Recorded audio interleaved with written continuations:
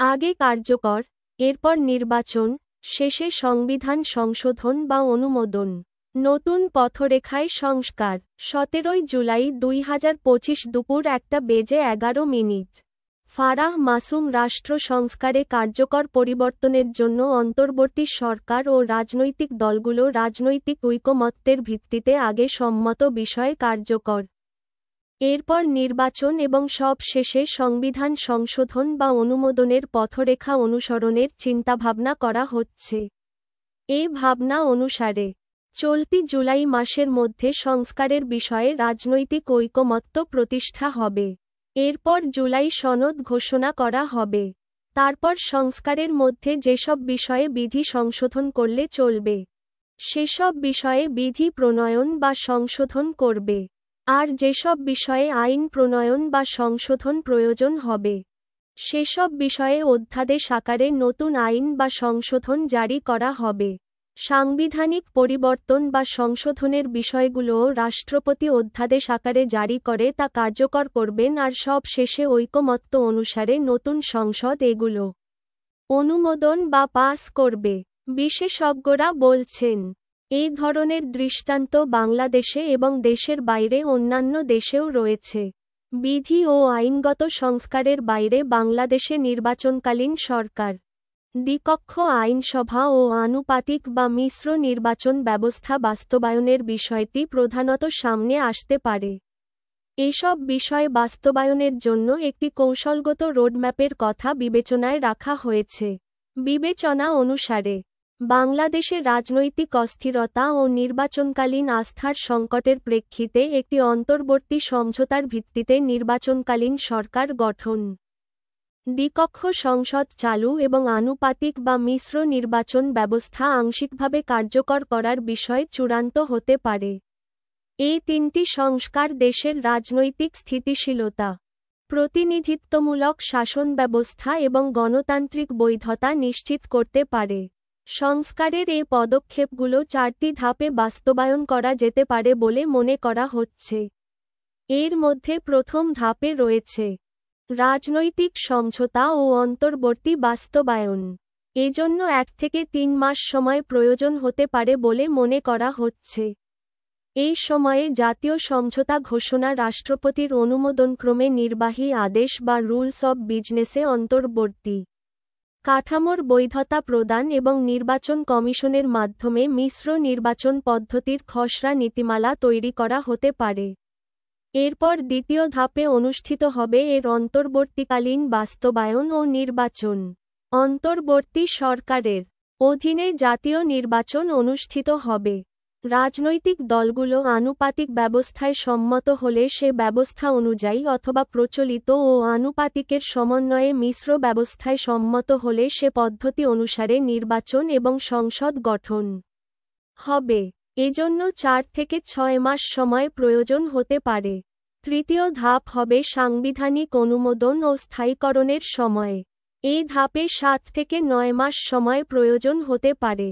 সংস্কার জন্য আইন পাস করতে একক সংখ্যাগরিষ্ঠতা হলে চলবে, আর সাংবিধানিক সংশোধনের জন্য 2/3 সংখ্যাগরিষ্ঠতার সমর্থন প্রয়োজন হবে। ঐকমত্য কমিশনে রাজনৈতিক দলগুলো সংবিধান সংশোধনের বিষয়ে গণভোটের অনুমোদন প্রয়োজন হবে বলে মত দেয়ার গণভোট অনুষ্ঠানের পর রাষ্ট্রপতির অনুমোদন ও প্রজ্ঞাপন জারি হতে পারে। রাষ্ট্রপতির স্বাক্ষর ও প্রজ্ঞাপনের এই ধাপটি হল চতুর্থ ধাপ। স্থায়ী বাস্তবায়ন কাঠামো নির্মাণের এই ধাপে 10 থেকে 12 মাস সময় প্রয়োজন হতে পারে। এই সময়ে ব্যবস্থার পূর্ণাঙ্গ রূপ ও আসন কাঠামো চূড়ান্ত করা, দ্বিকক্ষ সংসদের নির্বাচন পদ্ধতি ও কর্তৃত্ব নির্ধারণ, নির্বাচনকালীন সরকারের সাংবিধানিক স্বীকৃতি ও ভবিষ্যৎ প্রয়োগের পদক্ষেপগুলো পার হতে হবে।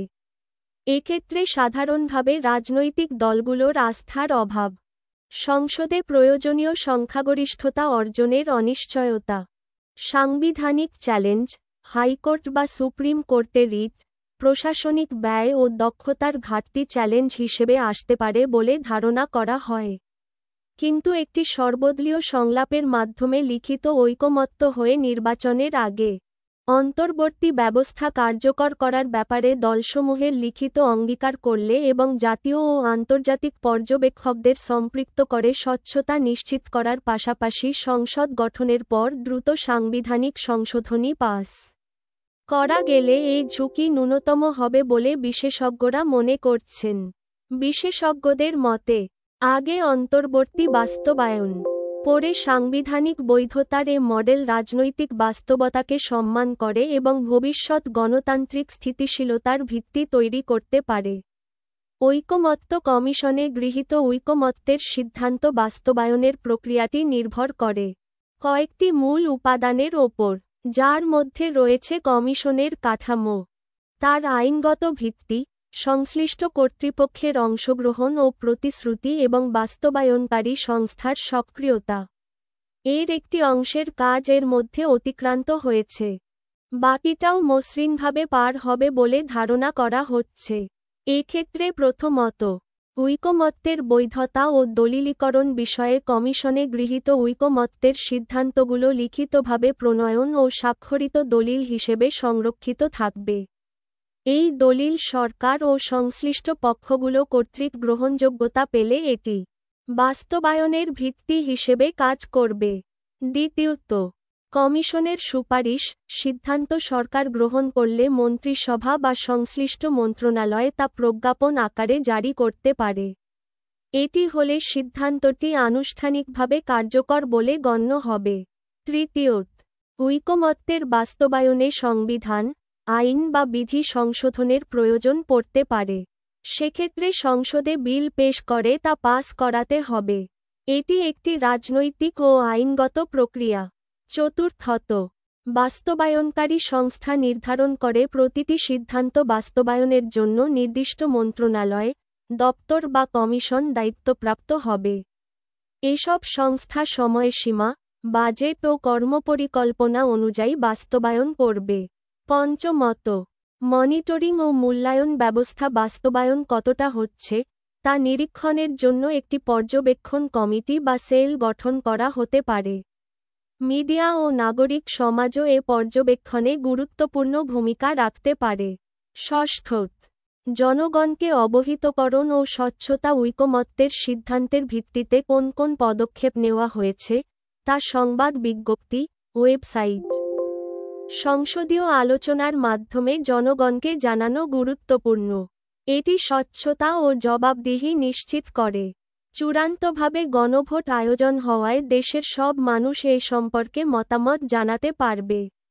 সংক্ষেপে, স্বাভাবিক নিয়ম অনুসারে বিষয়টি এরকম হওয়ার কথা যে, ঐকমত্য কমিশন সিদ্ধান্ত নেবে, নির্বাচনকালীন সরকার একটি নির্দিষ্ট নিয়মে গঠিত হবে।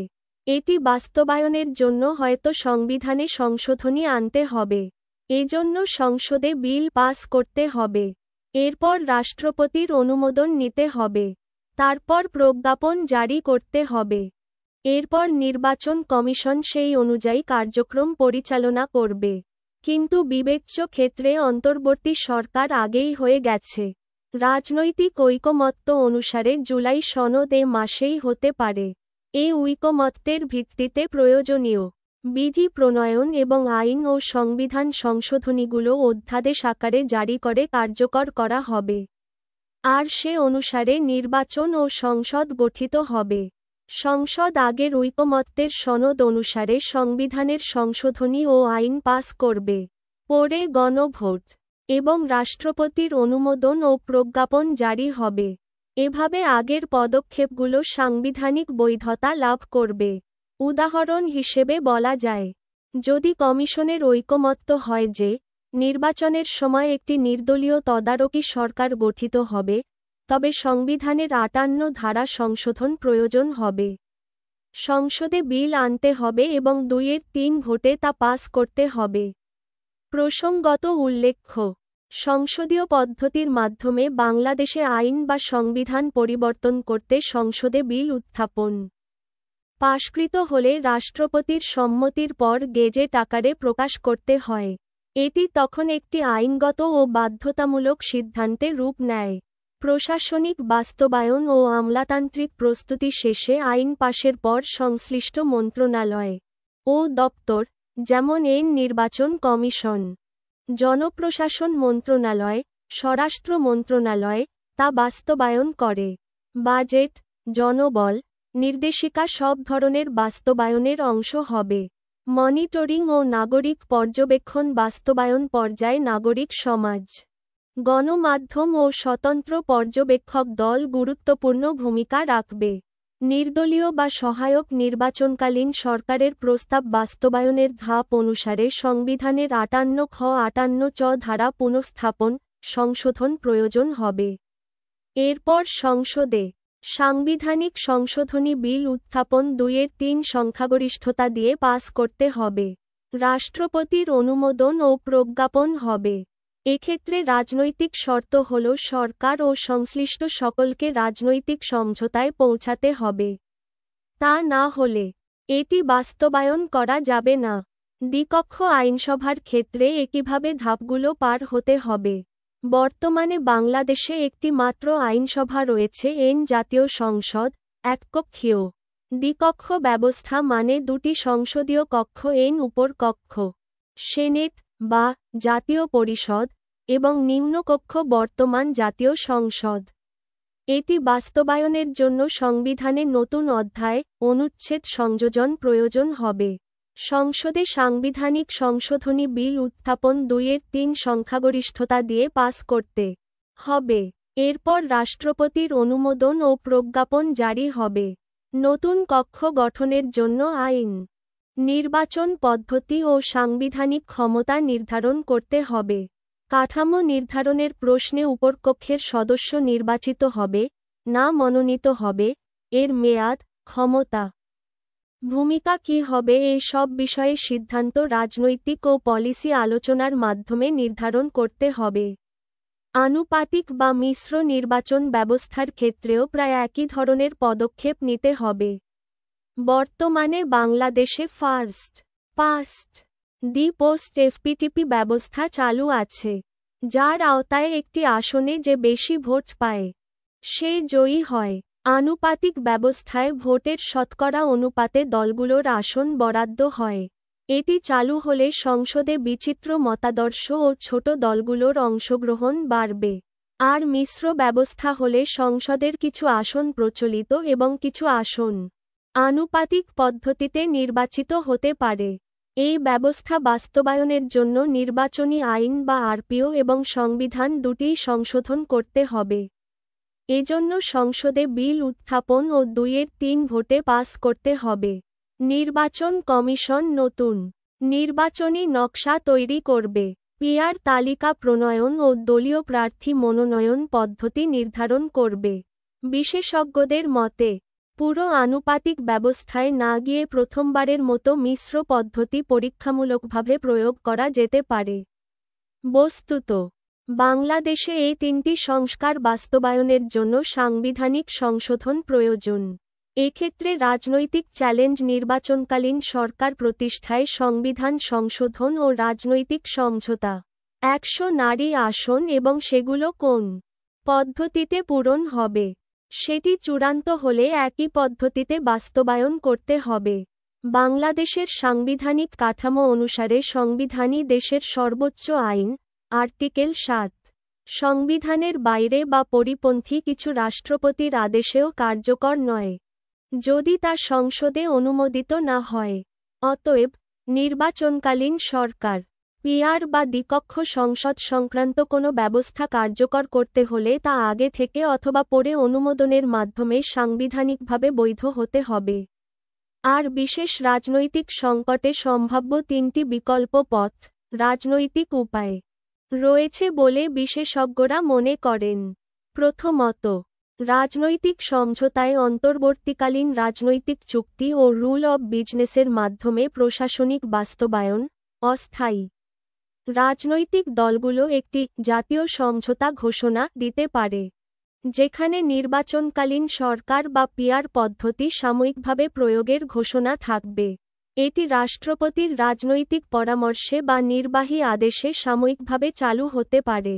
পরবর্তীতে নির্বাচনের পর সংবিধান সংশোধন করে এটি স্থায়ী ও বৈধ করা হয়। এটি বাংলাদেশে 1990 সালের পর ব্যবহৃত হয়েছে। দক্ষিণ আফ্রিকায় 1994 নির্বাচনপূর্ব অন্তর্বর্তী চুক্তির মাধ্যমে এটি কার্যকর হয়েছে। নেপালে গণপরিষদ নির্বাচনের আগে অন্তর্বর্তী সংবিধান গ্রহণ করা হয়েছে। বাংলাদেশের 1996 সালের তত্ত্বাবধায়ক সরকার অনানুষ্ঠানিকভাবে আগে কার্যকর, পরে আইনি অনুমোদন করা হয়েছে। দ্বিতীয়ত, রুলস অব প্রসিডিউরে নির্বাহী ক্ষমতা দিয়ে অন্তর্বর্তী কাঠামো গঠন করা যেতে পারে।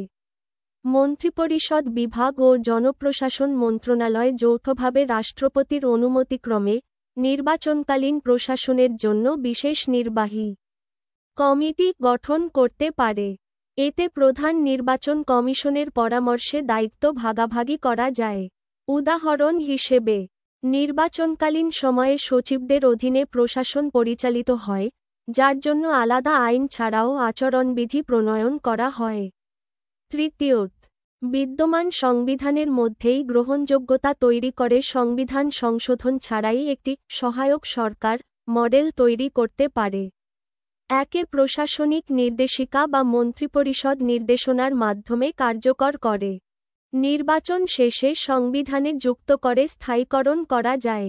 সংস্কার বাস্তবায়নের শ্রেষ্ঠ রোডম্যাপ কী হতে পারে? এই প্রশ্নের জবাবে বিশেষজ্ঞদের মতো হল, আগে কার্যকর, পরে অনুমোদন দুর্বল ব্যবস্থা হলেও সম্ভব।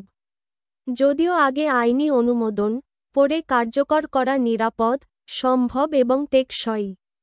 তবে অন্তর্বর্তী চুক্তি, নির্বাচন এবং পরে স্থায়ীকরণ দুইয়ের মাঝামাঝি বেশি সম্ভব বাস্তবতার দাবি এবং কার্যকর। সার্বিক বিবেচনায় রাজনৈতিকভাবে অন্তর্বর্তী সমঝোতার মাধ্যমে নির্বাচনকালীন সরকার ও পিআর ব্যবস্থা আংশিক চালু করে নির্বাচন শেষ করা যেতে পারে। তবে নতুন সংসদ গঠনের পর দ্রুত সাংবিধানিক সংশোধনের মাধ্যমে তা স্থায়ী ও বৈধ রূপ দেওয়া আবশ্যক বলে মনে করা হচ্ছে।